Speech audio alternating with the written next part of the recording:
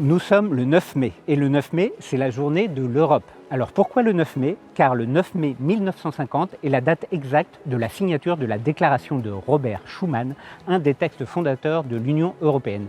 Et pour nous écologistes, l'Union européenne est une idée qui reste fondamentale. Certes, elle est critiquable aujourd'hui à dessein, mais pour nous, c'est un horizon démocratique indépassable pour lutter pour la biodiversité, pour lutter pour la sauvegarde du climat, pour tout un tas de sujets. L'Union européenne reste un échelon éminemment pertinent. C'est pour cela que nous, écologistes, sommes profondément européens.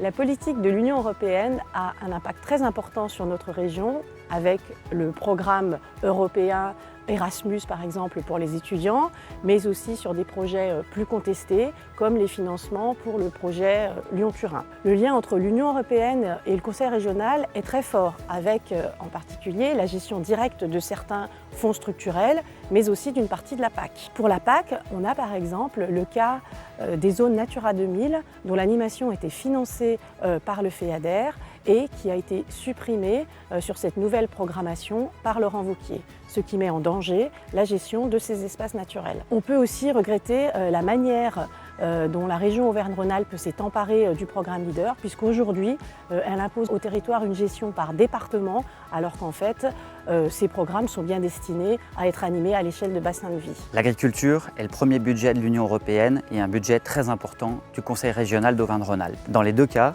les écologistes en action travailleraient bien différemment que les majorités en place. Le système agricole et alimentaire doit être repensé pour être plus durable, plus juste et plus démocratique. La future PAC doit être une politique agricole et alimentaire commune. Elle devra soutenir les systèmes de production en faveur d'une alimentation saine et de qualité, tout en stimulant l'emploi plutôt que l'agrandissement.